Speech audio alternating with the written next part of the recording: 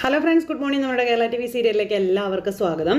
അങ്ങനെ നമ്മുടെ സൂര്യ പ്രഭാവതിക്ക് സ്വത്തിലൊന്നും അവകാശമില്ലെന്നുള്ള കാര്യം പച്ച പരമാർത്ഥം വിളിച്ചങ്ങ് പറഞ്ഞു കഴിഞ്ഞപ്പോൾ പ്രഭാവതിയുടെ മുഖത്ത് നോക്കാൻ മേലാതെ മുത്തശ്ശി ഇങ്ങനെ നാണം കെട്ടി നിൽക്കുക. പ്രഭാവതി തള്ളെ ഒരു നോട്ടം നോക്കി. ആ സമയത്ത് ഇങ്ങനെ ഉരുക്കി തീർന്നു നമ്മുടെ അജയ്. അമ്മയുടെ സ്വത്തിപ്പടിച്ച് മാറ്റാമെന്ന് വിചാരിച്ചിരുന്നു, ഒന്നും കിട്ടത്തില്ലെന്നുള്ളത് മനസ്സിലായി അജയ്ക്ക്. അപർണയും ആകെ ഞെട്ടിത്തരിച്ചിങ്ങനെ നിൽക്കുക കേട്ടോ. അത് കഴിഞ്ഞപ്പോൾ എല്ലാവരും സത്യങ്ങൾ ഓരോന്നോരോന്നായി അറിയല്ലേ. അപ്പോൾ ഇത്രയും കാലം നീ ഇതെല്ലാം വിശ്വസിച്ചിരുന്നു അല്ലേ? സ്വത്തിൻ്റെ കാര്യത്തിൽ അമ്മയ്ക്ക് ഒരു ചിന്തയില്ലാത്തത് കൊണ്ട് അതേപ്പറ്റി കൂടുതൽ അറിയാനായിട്ടേ അമ്മ ഇന്നുവരെ ആഗ്രഹിച്ചിട്ടില്ല എന്ന കാര്യവും പറയുക സൂര്യ. അതിനൊരു അവസരം വന്നു കഴിഞ്ഞപ്പോൾ അമ്മ അത് ആയുധമാക്കി വെക്കുകയും ചെയ്തു എന്നുള്ള കാര്യവും പറയുന്നു സൂര്യ. പ്രഭാവതി വട്ടപൂജയായി നിൽക്കുകയല്ലേ. അമ്മ കയ്യിൽ വെച്ച് കൊടുത്തത് മൊനയൊടിഞ്ഞ ഒരു ആയുധമാണ് എന്നുള്ളത് അമ്മ അറിയാതെ പോയെന്നും സൂര്യ പറയുവാണ്. എന്തായാലും പ്രഭാവതി അവിടെ നിന്ന് കരയാൻ തുടങ്ങി കേട്ടോ. അതല്ലാതെ പ്രഭയ്ക്ക് എൻ്റെ സ്വത്തുക്കളിലെ ഒരവകാശവും ഇല്ല എന്നുള്ള കാര്യം സൂര്യ പറഞ്ഞപ്പോൾ പ്രഭാവതി ഒന്നുമല്ലാതായി മാറുന്നത് അവർക്ക് കാണാൻ കഴിഞ്ഞു. ഈ സമയത്ത് മുത്തച്ഛിയാണെങ്കിൽ ഇങ്ങനെ നിലത്തേക്ക് നോക്കി നിൽക്കുമോ. പ്രഭാവതിയെ നോക്കാൻ പേടിയാ, കിട്ടുമെന്ന് അറിയാം. അതുകൊണ്ട് അപ്പോൾ പുള്ളിക്കാരി ഇങ്ങനെ പേടിച്ച് വിറച്ച് ഇങ്ങനെ നിൽക്കുന്നു. പ്രഭാവതി ആണെങ്കിൽ കരഞ്ഞുകൊണ്ട് താൻ ഇനിയിപ്പോൾ സ്ഥാനം ഒഴിയണമല്ലോ ആ ഒരു ഇതിൽ നിൽക്കുവാണ്. ഇത് കഴിഞ്ഞതിന് ശേഷം പിന്നെ ജാനകിയും അഭിയും ഇവരെല്ലാവരും അന്തം വിട്ടിങ്ങനെ നിൽക്കുന്നതാണ് കാണിക്കുന്നത്. അജയുടെ കണ്ണൊക്കെ നിലത്ത് ചാടി, അതുപോലെ തന്നെ അപർണയുടെയും കണ്ണ് നിലത്ത് ചാടി. ഇതെല്ലാം പ്രതീക്ഷിച്ചിരുന്നതാ. ചീറ്റിപ്പോയെന്ന് ഇപ്പോഴല്ലേ ഇവറ്റകൾക്കൊക്കെ മനസ്സിലായത്. നിസ്സഹായായി ഒന്നുമല്ലാതെ പ്രഭാവതി അവിടെ നിന്ന് അങ്ങ് ഇറങ്ങിപ്പോയി കഴിഞ്ഞപ്പോൾ ഓരോരുത്തരെ വാലെ അങ്ങ് ഇറങ്ങിപ്പോയി. അങ്ങനെ പ്രഭാവതിയുടെ കൂടെ നിന്നവരൊക്കെ വാലെ അങ്ങ് ഇറങ്ങിപ്പോയി കഴിഞ്ഞപ്പോഴത്തേക്കും ഇനി എന്താ സാർ നമ്മൾ ചെയ്യേണ്ടതെന്ന് ചോദിച്ചു നമ്മുടെ വക്കീല. അപ്പോൾ ആവശ്യക്കാർക്ക് ഇതിൻ്റെ ഒരു കോപ്പി എടുത്ത് കൊടുക്കൂ വക്കീലേ എന്നും പറഞ്ഞുകൊണ്ട് ഇങ്ങനെ അദ്ദേഹം പറയുക.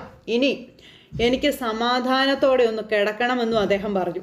അത് കേട്ട് കഴിഞ്ഞപ്പോൾ ജാനകിയും ഇവരെല്ലാവരും ഇങ്ങനെ ആകെതായിട്ട് ഇങ്ങനെ നിൽക്കുക കേട്ടോ. അമലിനും അതുപോലെ അമൃതയ്ക്കും സമാധാനമായി, പിന്നെ നിരഞ്ജനയ്ക്കും.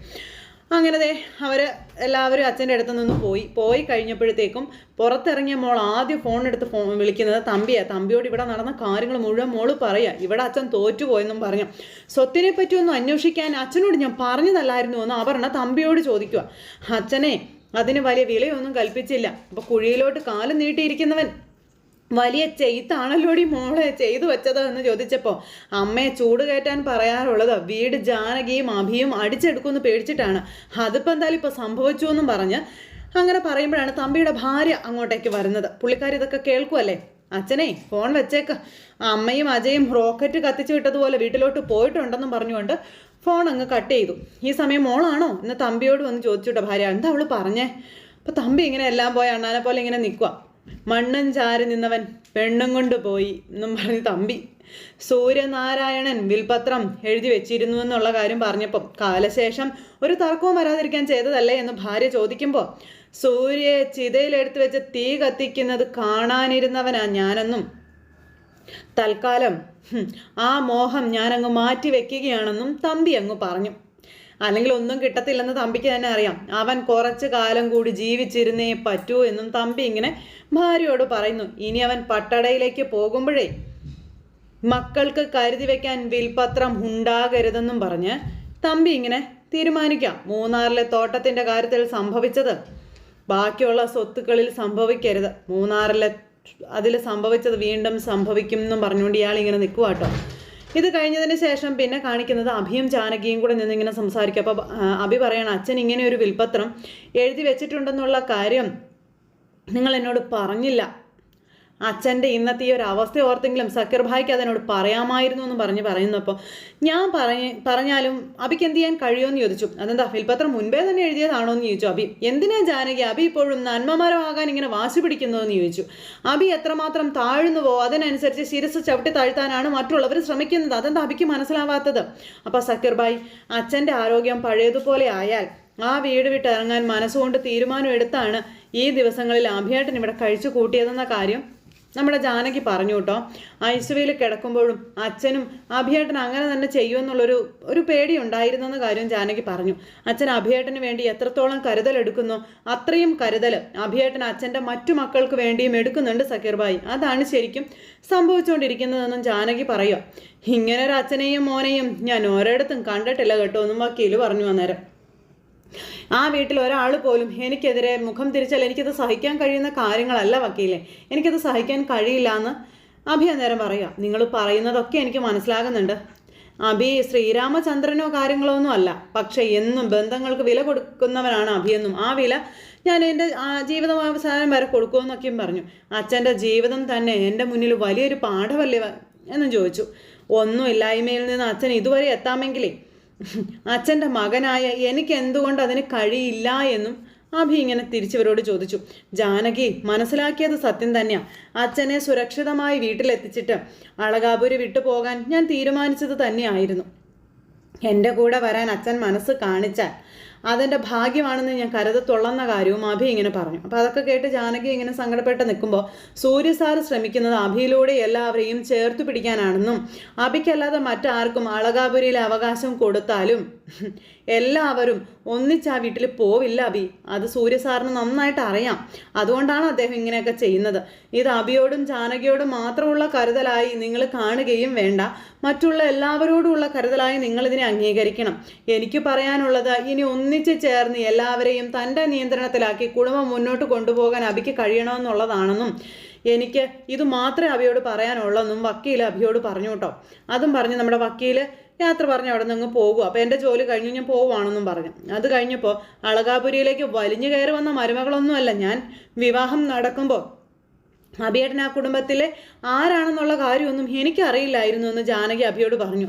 അപർണ അളകാപുരിയിലെ ആദ്യത്തെ മരുമകളായി വെച്ചു വാഴിക്കാൻ വ്യഗ്രത കാണിക്കുന്നവരോട് ഇനി എനിക്ക് ധൈര്യമായിട്ട് നിന്ന് പറയാം, അത് ഈ ജാനകി തന്നെയാണെന്ന്. അതിന് വിൽപത്രം മാത്രം മതി എനിക്കെന്ന് പറഞ്ഞ് നമ്മുടെ ജാനകി അവിടെ നിന്ന് അങ്ങോട്ടേക്ക് പോയി. അഭി വീണ്ടും ധർമ്മസങ്കടത്തിൽ. ഇത് കഴിഞ്ഞ് പ്രഭാവതി വീട്ടിലിരുന്ന് ആലോചിക്കുവാണ് വക്കീൽ പറഞ്ഞ കാര്യങ്ങളും സൂര്യ പറഞ്ഞ കാര്യങ്ങളും. നെഞ്ചു പൊട്ടിക്കരഞ്ഞ് പ്രഭാവതി ഇരിക്കുന്നിടത്തേക്ക് ഇതേ വരുന്നു അപർണ പൂതന. അപർണേ, നീ ഈ വീട്ടിൽ വന്നിട്ട് ഒരു വർഷം പോലും തികയുന്നില്ലെന്നും എന്നിട്ട് നീ എന്നെക്കാളും കൂടുതലായി പലതും അറിയുന്നുണ്ടല്ലോ എന്ന് പ്രഭാവതി ചോദിക്കാം. പല സത്യങ്ങളും നീ പുറത്തു കൊണ്ടുവരികയും ചെയ്യുന്നു. ഞാൻ ഈ കാലം അത്രയും വെറും വിഡ്ഢിയായി ഈ വീട്ടിൽ ജീവിച്ചു. അപ്പം അതൊക്കെ കേട്ടപ്പോൾ ഭയങ്കര സന്തോഷമാണ് അപർണയ്ക്ക്. എനിക്കതിൽ ഒരുപാട് വേദനയുണ്ട് അമ്മേ. അമ്മയൊരു ശുദ്ധഗതിക്കാരിയായി പോയി. ആര് പറയുന്നതും കണ്ണടച്ച് വിശ്വസിക്കുന്നവളും ആയിപ്പോയി.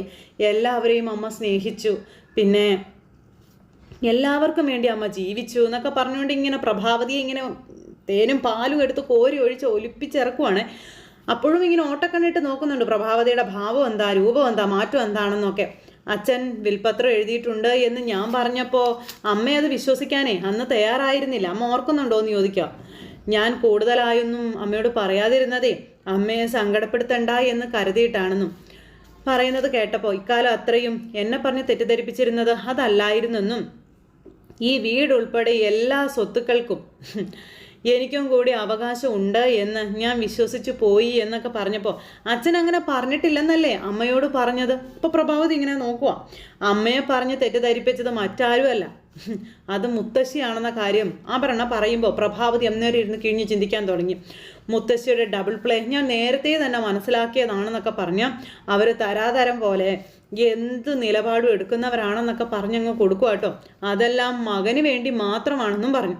അപ്പോൾ പ്രഭാവതി ഇങ്ങനെ നോക്കിയിരിക്കുമല്ലേ. മുത്തശ്ശിക്കിട്ടുള്ള പണിയാണ് ഒപ്പിച്ചുകൊണ്ടിരിക്കുന്ന അപർണ. അഭിക്കും ജാനകിക്കും സ്വത്തെഴുതിയത് സഹിക്കാൻ മുത്തശ്ശിക്ക് കഴിഞ്ഞില്ല. അപ്പോൾ മകനെ കൊണ്ട് ആ തെറ്റ് തിരുത്താൻ വേണ്ടിയിട്ടാ അമ്മയെ മുത്തശ്ശി കൂട്ടുപിടിച്ചതെന്നും അതിനുവേണ്ടി അമ്മയെ ബലിയേടാക്കിയതെന്നുള്ള കാര്യവും പറഞ്ഞു. ആധാരം റദ്ദു പതിപ്പിച്ചപ്പോഴേ അവരങ്ങ് ചുവടു മാറ്റി. അല്ലെന്ന് അമ്മയ്ക്ക് പറയാൻ പറ്റുമെന്ന് ചോദിച്ചപ്പോൾ നീ പറഞ്ഞതേ 100% ശരിയാ. എന്നെ കൊണ്ട് വിഡ്ഢിവേഷം കെട്ടിച്ചത് അവർ തന്നെയാ. എനിക്കത് മനസ്സിലായി. മക്കളുടെയും മരുമക്കളുടെയും മുന്നിൽ ഞാൻ നാണം കെട്ടു. ആരുമല്ലാതായി. അവകാശം പറയാൻ പോയവള് വെറും കുടികെടുപ്പുകാരി ആയില്ലേ എന്ന് ചോദിക്കുവാണ്. എനിക്ക് തല കുനിച്ച് നിൽക്കേണ്ടി വന്നില്ലേ എന്നൊക്കെ അമ്മ ഇങ്ങനെ ചോദിക്കുമ്പോൾ അപർണ ഇതൊക്കെ കണ്ടങ്ങ് ആസ്വദിക്കാം മക്കളെ. ദേ, എനിക്ക് കൂടി അവകാശപ്പെട്ടത് എന്ന് ഞാൻ വിചാരിച്ചതോ ചിന്തിച്ചതോ ഒന്നും എൻ്റേതല്ലാതായി ഒരൊറ്റ നിമിഷം കൊണ്ട്. നീ വിൽപത്രത്തെ പറ്റി പറഞ്ഞപ്പോഴെങ്കിലും ആ സ്ത്രീക്ക് എന്നെ തിരുത്താമായിരുന്നുവെന്ന് പ്രഭാവതിയുടെ വക.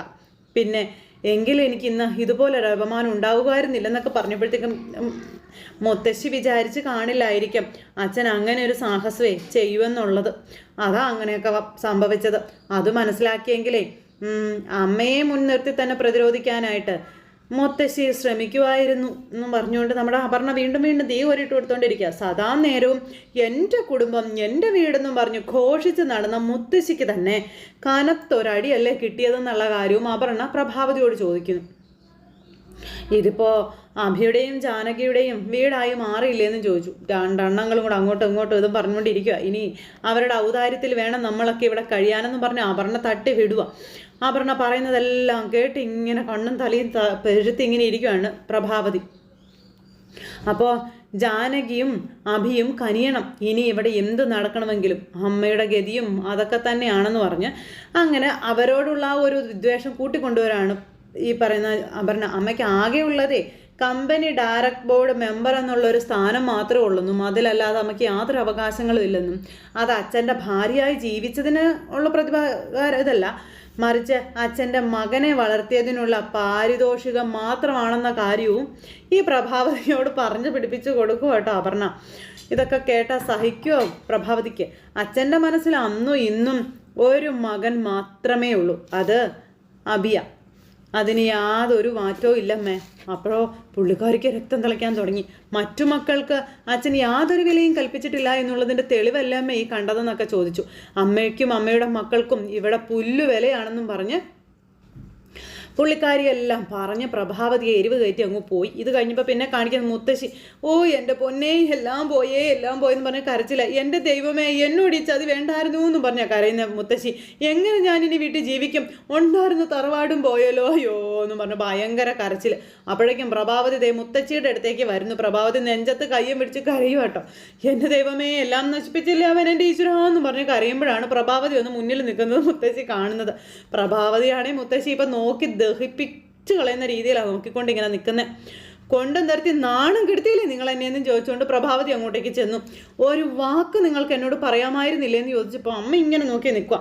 എല്ലാം നിങ്ങളുടെ മകൻ്റെ പേരിലാണെന്ന് പറഞ്ഞിരുന്നെങ്കിൽ ഞാൻ ഹോസ്പിറ്റലിലേക്ക് പോകുമായിരുന്നോ എന്ന് ചോദിച്ചു. എനിക്കിങ്ങനെ ഒരു ഗതികേട് വരുമായിരുന്നോ എന്ന് ചോദിച്ചപ്പം എടുത്ത ചാടി സ്വത്ത് ഷെയർ ചെയ്യിപ്പിക്കാനാണ് നീ അങ്ങോട്ട് പോയതെന്ന് ഞാനങ്ങനെ അറിയുക എന്ന് മുത്തശ്ശി അന്നേരം ചോദിച്ചു. അതെ, എന്നോട് ചോദിച്ചിട്ടാണോ നീ സൂര്യയുടെ അടുത്ത് ഷെയർ ചോദിക്കാൻ വേണ്ടി പോയത്? ആണോ? എന്തിനുള്ള പുറപ്പാടാണ് എന്ന് നിന്നോട് ഞാൻ പലവട്ടം ചോദിച്ചതല്ലേ?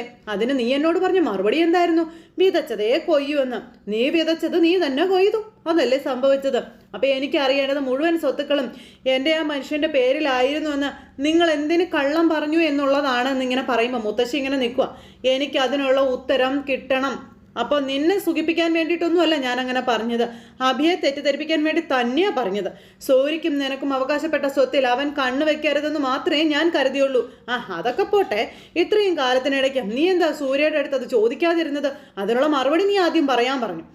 എനിക്ക് നിങ്ങളുടെ സ്വത്തിനോട് മോഹമില്ലാത്തത് കൊണ്ടാണെന്ന് പ്രഭാവതി അന്നേരം പറയാം. എൻ്റെ മക്കൾ പെരുവഴിയിലാകുമെന്ന് മനസ്സിലാക്കിയപ്പോഴാണ് ഞാൻ ഷെയർ ചെയ്യണമെന്ന് പറഞ്ഞത്. അപ്പം നീ എൻ്റെ മുന്നിൽ വന്ന് നിന്നിങ്ങനെ തുള്ളിയിട്ട് ഒരു കാര്യമില്ല പ്രഭാവതി. നീ ഒരു ഭാര്യയായിട്ടല്ല ഇതുവരെ ജീവിച്ചത്. അല്ല, അതെ, നിങ്ങളുടെ മകൻ്റെ മനസ്സിൽ ഒരു ഭാര്യയായിട്ടല്ല ഞാൻ ജീവിച്ചതെന്ന് എനിക്ക് മനസ്സിലായി എന്നും പറഞ്ഞു പ്രഭാവതി. അയാളുടെ മനസ്സിൽ ഇപ്പോഴും നിറഞ്ഞു നിൽക്കുന്നത് ആ മരിച്ചുപോയ പഴയ ഭാര്യ തന്നെയാണെന്ന് പറഞ്ഞപ്പം അത് നിന്റെ കഴിവുകേടല്ലേ എന്ന് ചോദിച്ചു. ഭർത്താവിനെ വരച്ച വരയിൽ കൊണ്ടുവരാൻ നിനക്ക് കഴിയാതെ പോയതുകൊണ്ട് അത് വാശി പിടിച്ചും ശാഠ്യം പിടിച്ചും നേടിയെടുക്കേണ്ടതൊന്നല്ലടി. ഒരു ഭാര്യയ്ക്ക് വേണ്ടത് തന്ത്രമാണെന്നും പിന്നെ ഭാര്യയ്ക്ക് ഭർത്താവിനും ഇടയിൽ സ്വന്തം കുഞ്ഞുങ്ങൾക്കല്ലാതെ മറ്റാർക്കും ഇടം കൊടുക്കാൻ പാടില്ലായിരുന്നു എന്നും പറയുകയാണ് മുത്തശ്ശി. അപ്പോൾ പ്രഭാവതി ഇതൊക്കെ കേട്ട് അന്തം വിട്ട് നിൽക്കുക. നീ ചെയ്തത് എന്താ? അവൻ്റേതാണെന്നും പറഞ്ഞു കൊണ്ടുവന്ന കുഞ്ഞിനെ നീ നിന്റെ സ്വന്തം കുഞ്ഞിനെ പോലെ നോക്കി വളർത്തുകയല്ലേ ചെയ്തതെന്ന് ചോദിച്ചു. അവിടെ മുതലാ പ്രഭാവതി നീ തോറ്റുപോയതെന്നും പറഞ്ഞ് നീ ഇല്ലാതാക്കിയതേ നിന്റെ വിലയാണെന്നും പറഞ്ഞ് മുത്തശ്ശിതേ പ്രഭാവതിയെ കുറ്റപ്പെടുത്തുന്നു. സൂര്യ ഹോസ്പിറ്റലിൽ കിടന്ന സമയത്ത് നീ അവനെ തിരിഞ്ഞു നോക്കിയോ? നോക്കിയില്ലല്ലോ. നീ അവിടെ ഉണ്ടായിരുന്നെങ്കിലേ ഇങ്ങനെയൊക്കെ സംഭവിക്കുമായിരുന്നോ എന്ന് ചോദിച്ചു. സൂര്യ ഇങ്ങനെ ഒരു കാര്യം ചെയ്യാനായിട്ട് ധൈര്യപ്പെടുമായിരുന്നോ? നീ പറയാൻ പറഞ്ഞു. പ്രഭാവതിക്ക് മറുപടിയില്ല. അമ്മയും മോളും കൂടെ കൂട്ടത്തല്ല അളകാപുരിയിൽ കിടന്നിട്ടേ. അതെ, നിന്നോട് ഞാൻ പല തവണ പറഞ്ഞതാ അബിക്കും ജാനകിക്കും ഈ വീട്ടിലൊരിടം കൊടുക്കരുത് എന്ന്. അത് കൂടുതൽ അപകടമായി തീരുമെന്ന് പല തവണ നിനക്ക് ഞാൻ മുന്നറിയിപ്പ് തന്നതാ. ഹോസ്പിറ്റലിൽ നിന്ന് രണ്ടിനെയും അകറ്റി നിർത്താൻ വേണ്ടിയിട്ടെങ്കിലും നീ അതിന് തയ്യാറായിരുന്നു എന്ന് ചോദിച്ചു.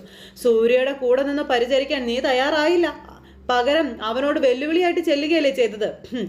ഏതായാലും അതൊന്നും നീ സുമംഗലയുടെ തലയിൽ കെട്ടിവെക്കാൻ നോക്കല്ലേ പ്രഭാവതി എന്നും പറഞ്ഞുകൊണ്ട് അമ്മ പറയുക. നാണം ഉണ്ടോടി നിനക്ക് എന്നോട് വന്ന് ചോദിക്കാനായിട്ട്? അനുഭവിക്കാം, നീ അനുഭവിക്കുക. ആയിസണ്ണി കാത്തിരിക്കുന്ന എനിക്കിനി എന്തോന്ന് വരാനാണെന്ന് ചോദിച്ചു. ഒറ്റക്കരച്ചിലും കരഞ്ഞ് പ്രഭാവതി അങ്ങ് പോയി കഴിഞ്ഞപ്പോഴത്തേക്കും എൻ്റെ ദൈവമേ, ഏതോ ഒരുത്തിയിടം മോനും അതുപോലെ തന്നെ അവളുടെ കെട്ടിയോൾ അനാഥയായവൾ മുഴുവൻ എല്ലാം കൊണ്ടുപോയല്ലോ എന്ന് പറഞ്ഞിരുന്ന കരച്ചിലാണ് മുത്തശ്ശി. ഈ സമയം പിന്നെ ജാനകിയും അഭിയും കൂടെ അച്ഛന് ജ്യൂസൊക്കെ കോരി കൊടുത്ത് ഇങ്ങനെ തൊട്ടരികിലിരിക്കുക. ഈ സമയത്ത് അച്ഛൻ്റെ തീരുമാനത്തെപ്പറ്റി അച്ഛൻ ഇങ്ങനെ ഇവരോട് ചോദിക്കുമ്പോൾ അച്ഛൻ്റെ തീരുമാനത്തെ ആരും പഴിക്കില്ല, അല്ലെങ്കിൽ ആരും തഴഞ്ഞിട്ടില്ല, ആരും കേൾക്കാതിരുന്നിട്ടുമില്ല എന്ന് ജാനകി അച്ഛനോട് പറയുക. പിന്നെ മൂന്നാറിലെ എസ്റ്റേറ്റിനെ ചൊല്ലിയല്ലേ കുടുംബത്തിലെ കലഹവും കാര്യങ്ങളൊക്കെ ഉണ്ടായത്. അച്ഛനത് തുല്യമായി വീതിച്ചല്ലേ എല്ലാവർക്കും കൊടുത്തത്. ബിസിനസ്സിൻ്റെ കാര്യത്തിലും അച്ഛൻ അങ്ങനെ തന്നെയല്ലേ ചെയ്തതെന്ന് ചോദിച്ചു. അളകാപുരി ഞങ്ങൾക്ക് തന്നത് എല്ലാവർക്കും സ്വീകാര്യമായെന്നാണോ അച്ഛൻ കരുതുന്നതെന്ന് അഭി അന്നേരം ചോദിക്കുക. ആരും പ്രതീക്ഷിക്കാത്തൊരു നടപടിയായി പോയില്ലേ അച്ഛാ അത് എന്ന് അഭി ഇങ്ങനെ ചോദിച്ചേ. അപ്പോൾ നിങ്ങളെ ആ വീട്ടിൽ നിന്ന് ഇറക്കി വിടാൻ നിൽക്കുന്നവരോട് പിന്നെ ഞാൻ എന്ത് ചെയ്യണമെന്ന് അച്ഛൻ അന്നേരം തിരിച്ചു ചോദിച്ചു മകനോട്. അത് കേട്ടപ്പോൾ ഇപ്പോഴും ഞങ്ങൾ മാറി താമസിക്കാൻ തയ്യാറാണ് അച്ഛാ, നിങ്ങൾ മാറി താമസിച്ചാൽ പിന്നെ എനിക്ക് ആരുണ്ടടാ മോനെ എന്ന് സൂര്യ ചോദിക്കുക. ഒരു കുടുംബം ഉണ്ടായിട്ട് എനിക്ക് നിങ്ങളുടെ കൂടെ വന്ന് കിടക്കേണ്ട കാര്യമുണ്ടോ എന്നും ചോദിച്ചു. എല്ലാവർക്കും അതിന് അപമാനം ആവുകയില്ലേ, അതല്ലേ ഉണ്ടാകാൻ പോകുന്നതെന്നും ചോദിച്ചു. അതുകൊണ്ട് ഞാനായിട്ട് ഒരിക്കലും അങ്ങനെ ചെയ്യില്ല എന്ന് പറഞ്ഞു. അതിന് വേണ്ടിയിട്ട് അച്ഛൻ അങ്ങനെ ഒരു തീരുമാനം എടുത്തതെന്നും പറഞ്ഞു. അപ്പോൾ ജാനകിക്ക് എന്തായാലും സന്തോഷമായിട്ടോ അച്ഛൻ്റെ ഈ തീരുമാനം. അങ്ങനെ നമ്മുടെ ജാനകി ചെറിയ ചിരിയോട് കൂടിയിരിക്കുക. അപ്പോൾ വീടിനകത്ത് ഉണ്ടാകുന്ന പൊട്ടിത്തെറികളും കാര്യങ്ങളും പുറം ലോകം അറിയില്ലല്ലോ. ഒരു കുടക്കീഴിൽ എല്ലാവരും ഒരുമിച്ചാണെന്ന് എല്ലാവരും വിശ്വസിച്ചോളൂ എന്ന് പറഞ്ഞു. അപ്പോൾ അച്ഛൻ അമ്മയ്ക്ക് കൊടുത്തത് രണ്ടാമത്തെ ഷോക്കാണെന്നും പാവം അമ്മ ആകെ തകർന്നു പോയി. മുത്തശ്ശി അമ്മയെ പറഞ്ഞ് വിശ്വസിപ്പിച്ചിരിക്കുന്നത് സ്വത്തിൽ അമ്മയ്ക്കും പങ്കുണ്ട് എന്നുള്ളതായിരുന്നു എന്ന് പറഞ്ഞപ്പം ഇല്ല, ഒരിക്കലും അങ്ങനെ ഞാൻ പറഞ്ഞിട്ടില്ല. പ്രഭ അങ്ങനെ കരുതിയിട്ടുണ്ടെങ്കിൽ അത് പ്രഭയുടെ തെറ്റാണ്. എന്നോടത് ചോദിക്കാൻ അവൾ ഇന്ന് വരെ മനസ്സ് കാണിച്ചിട്ടുമില്ല എന്നും പറഞ്ഞ് അച്ഛൻ ഇങ്ങനെ ഇവരോട് മനസ്സ് തുറന്ന് സംസാരിക്കുക. അങ്ങനെ ഈ ഒരു ഇതെല്ലാം പറഞ്ഞ് ഇവർ തമ്മിൽ സംസാരിക്കുന്നിടത്ത് ഇന്നത്തെ കഥ അവസാനിച്ചു. അപ്പോൾ എല്ലാവരും കാത്തിരുന്ന് കാണണേ. എല്ലാവർക്കും നല്ലൊരു ദിവസം ആശംസിക്കാം കേട്ടോ.